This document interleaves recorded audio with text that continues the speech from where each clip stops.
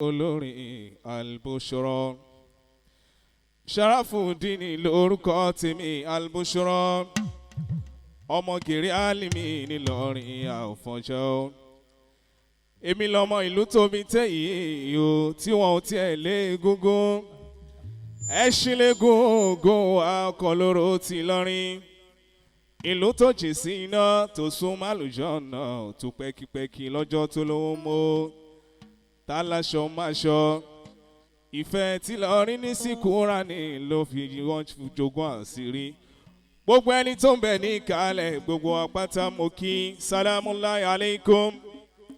Al-ulama warasatul anbiya'i. Mo kí gbogbo alálùfáà pátápátá. Ahlan wa sahlan wa marhaban bik. Eléyìí tí mo ń ṣe níbí yìí o bàbá wa mi rò náà pàṣẹ. Toragbo ọ̀gá mi ni mo wà yìí. Sheikh Ahmed òdèrè eléré ńlá. Warofana umakana aliyan. Gbogbo mani al-surur. Mani al-surur. Mani al-surur.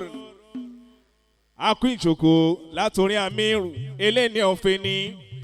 Bàbá wa Sheikh Mosiud. Abdul Jelil. Olaide Sheu.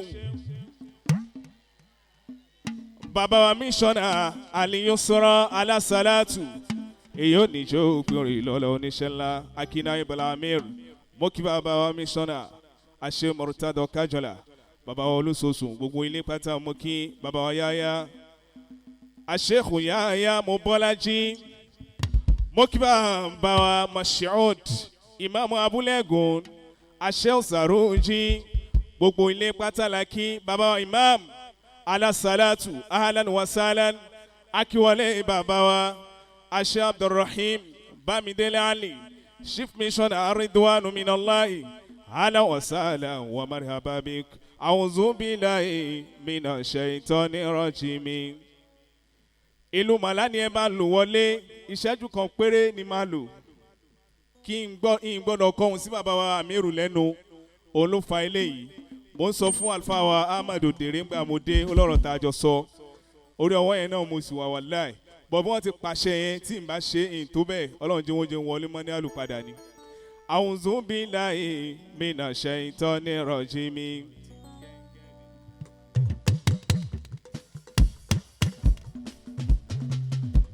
A'udhu billahi minash shaitani rajim. Oya bismillahi arahmani arahimi. Salamu alaikum gbogbo ẹ̀yin tí a pè tó wa. Better. Assalamu alaikum gbogbo ẹ̀yin tí a pè tó wa. Torí lẹ́tà lẹ́jọ́ gbogbo ẹ̀yin tí a pè tó wa. Mo ń gbélé ìsọ̀rọ̀ látẹnu asalatu Al-Yusra. Wọ́n ní a máa dúpẹ́ bàbá wa Amir. Sheikh Abdul Jelil Mosiud Olaide Sheu. Gbogbo Al-Yusra wọ́n dúpẹ́ fún gbogbo alálùfáà tá a pè tó wá pátá. Sheikh Abdul Aziz Al-Bagawi Warofana umakana aliyan. Gbogbo ẹni tó ń bẹ ní ìkàlẹ̀ gbogbo wa pátá la dúpẹ́ fún.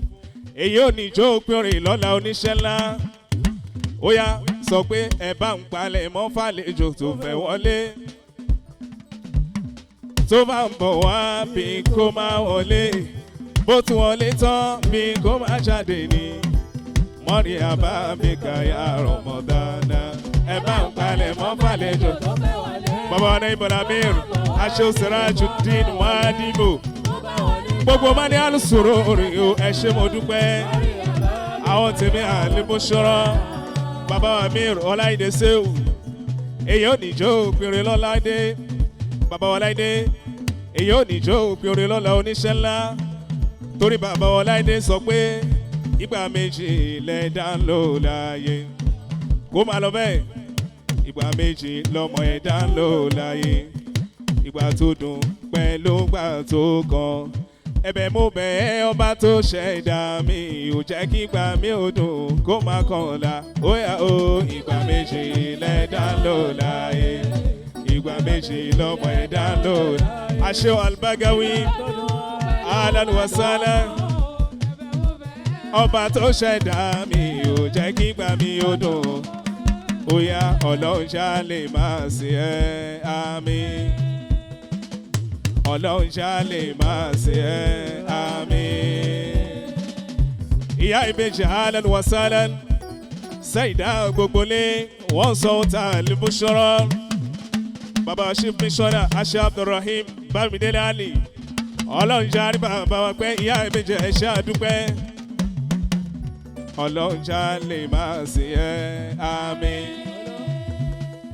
ọlọ́run ṣá lè máa bẹ̀ ẹ́ àmín ọlọ́run ṣá lè máa tẹ̀ létí ẹ ká tó tẹ̀lé tó jíṣẹ́ rẹ nínú ìkẹ́pẹ́ lòdẹ̀ra. ìyá àgbà wọn sọ ta Al-Yusra èyí ò ní jó òpèrò lọ́lọ́ oníṣẹ́ ńlá. As-salatu ala nabi sallallahu.